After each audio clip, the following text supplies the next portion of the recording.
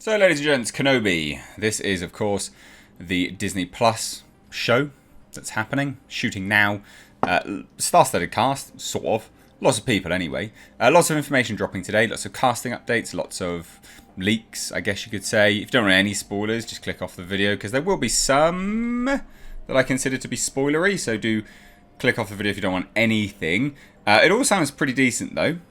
In fairness, it all sounds pretty decent. So there are two sources, Cinelinx as well as LRM Online, as well as Rotten Tomatoes. And Rotten Tomatoes did an interview with Kang.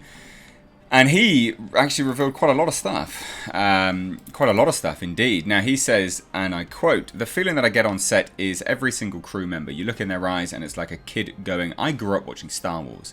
Like, this is my dream to be here to see one of the Star Wars characters, or the Darth Vader character, or, you know, one of the Jedis walking around." So he's saying that he's seen Darth Vader. We knew that. It's not, you know, that's not a massive surprise. It was bound to happen. But it is good to have that confirmed. And Jedis, etc. Now, he does go on and say further to this. He says, no matter how old they are, it's guys that do my makeup and stuff, and people who do the costumes and all the set designers. There's this feeling of legacy, and it's like everyone talking about history and why they feel so blessed to be here. There's this history, there's this kind of shared spirit, and this passion of the connective tissue is all these Star Wars characters. So there you go. Now, you might ask yourself, ladies and gents, well, who is Kang supposed to be playing? I've got that here for you. This is the first spoiler. Kang is supposed to be playing the fifth brother, the Inquisitor. Now, this actually comes from LRM Online, and they say Kang was part of the official casting announcement for the show, though no details on who he was playing were given. From what they have heard, Kang is playing one of the Inquisitors, those evil Darksiders tasked with hunting down the remaining Jedi. In fact, during an interview today, Kang made mention of seeing Vader on set and reference being put into a Star Wars costume.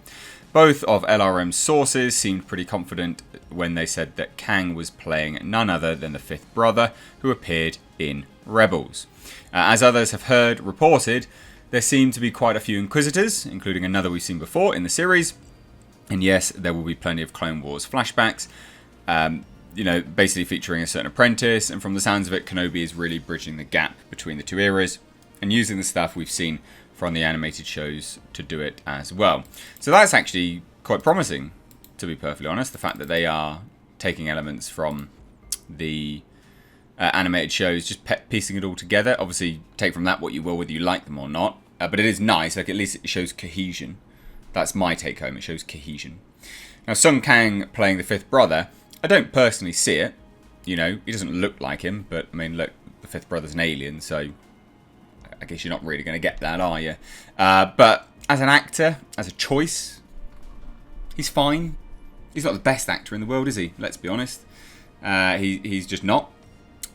Good that he's getting good roles. I'd say this is a good role for him, because he really hasn't done that much.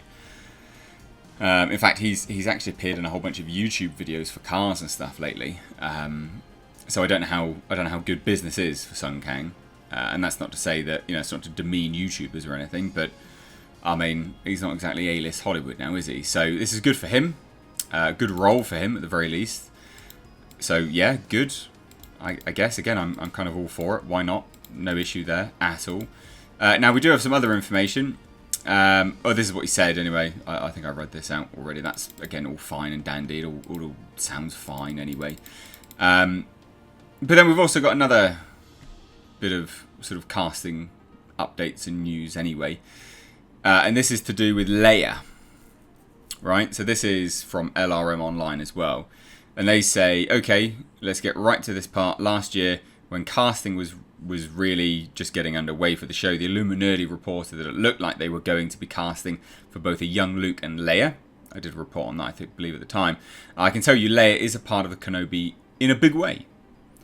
In fact, from what LRM have heard, she's actually the reason for the whole show. She's the impetus behind the entire show, and what makes Obi-Wan Kenobi even go on this new adventure. So without Leia, there would be no show. Basically, she is the linchpin. She is the motivator, the motivating factor, which does actually make it sound like he's going to go off-world by the sounds of it, more so than what we had you know, sort of thrown out there initially. So yeah, good, fine, I guess. Like, sure, it's all fine and dandy. Lots of people probably dislike this. I don't really care about this. I think this is fine. It's also the girl from Bird Box that is playing a young Leia, apparently. Again, fine. Who cares? Literally, who cares at this point? Now, the other part of it, again, lots of casting updates today. Lots of news on Kenobi. This is from, I think, CineLinks, if I remember rightly. R2-D2 and C-3PO are going to be showing up in the show. Though they're unsure of how big or small the roles will be, and the latter probably shouldn't cross paths with Kenobi because his memory was wiped at the end of Revenge of the Sith. But just because they're in scenes, that doesn't necessarily mean they'll share any scenes with McGregor. So there's the biggest updates that I have for you with regards to Kenobi. So let's break it down. Right, let's talk about it.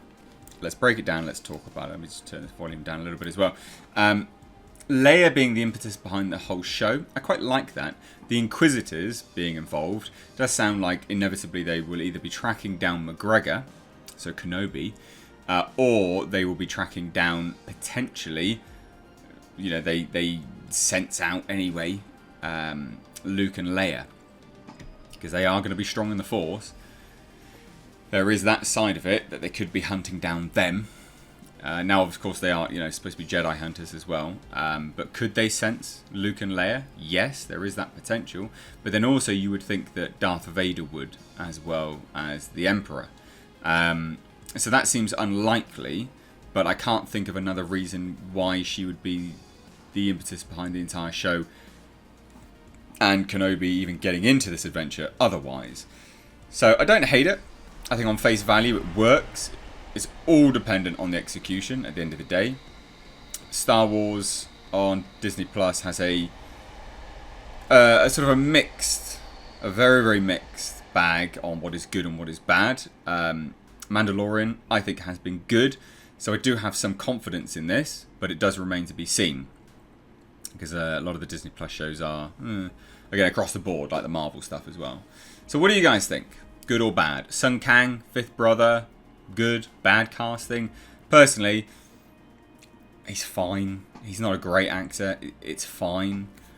But I hand on over to you. What do you think, ladies and gents? Please do let me know down below in the comments. If you're new here, please hit subscribe. You stayed this long, so you clearly enjoyed the video. So do hit that subscribe button on your way out and turn those notifications on to all, because people aren't being notified of when I release videos, but also not when I stream, which is a bit frustrating. I stream every Monday, Wednesday, Friday at 9 PM GMT, 4 PM Eastern Standard Time. Set a reminder. Just before we go, ladies and gents, I do need to say this real quick. My Blu-ray, which is down below in the description box, for Breaking Lights. It's a Blu-ray exclusive film, Lovecraftian psychological horror.